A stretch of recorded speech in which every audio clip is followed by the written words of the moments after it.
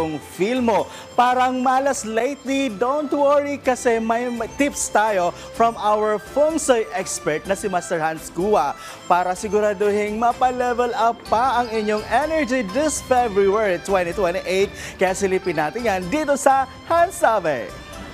Rise and shine! Mga ka-RSP, narito na po ang araw-araw na inaabangang mga gabay, patnubay, palalaan at prediksyon ni Master Hans Kua ngayong araw ng Friday, February 28, 2025.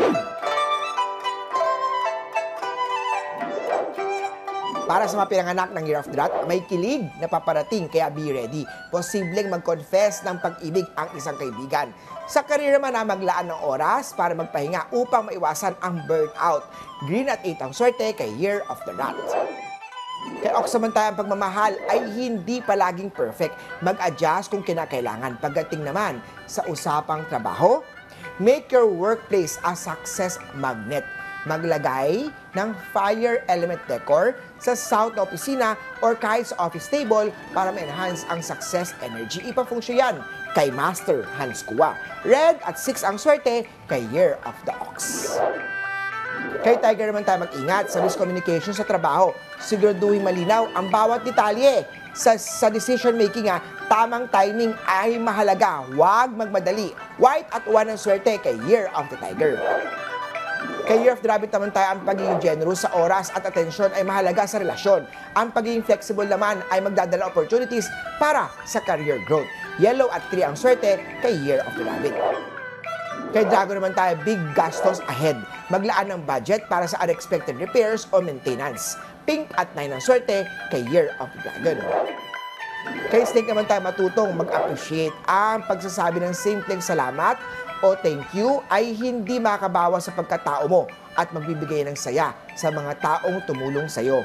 Gray at 7 ang swerte kay Year of the Snake. Rise and shine mga ka-RSP, ito na po ang part 2 ng gabay, patnubay, palala at prediksyon ni Master Hans Kua.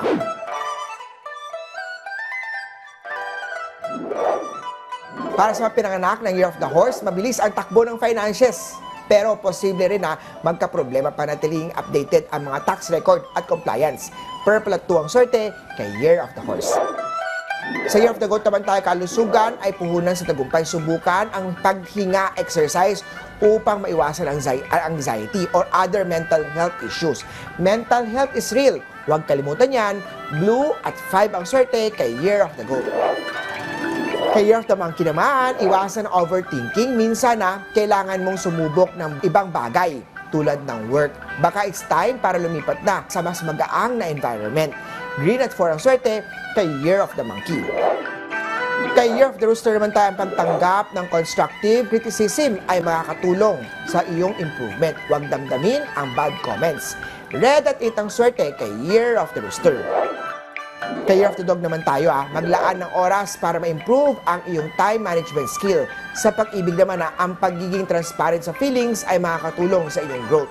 White at 6 ang swerte kay Year of the Dog. At kay Year of the Pig naman, huwag magpapahala sa pressure. Focus lang sa goal mo. Maging consistent sa mahalagang bagay at mga gawain. Green at 5 ang swerte kay Year of the Piggy. Muli po, ito po yung mga gabay, patnubay, palala at prediksyon lamang ni Master Hans Kua. Nasa inyong mga kamay na salalay ang inyong tagumpay. Kaya always be positive at i-claim ang mga swerte, mga ka-RSP.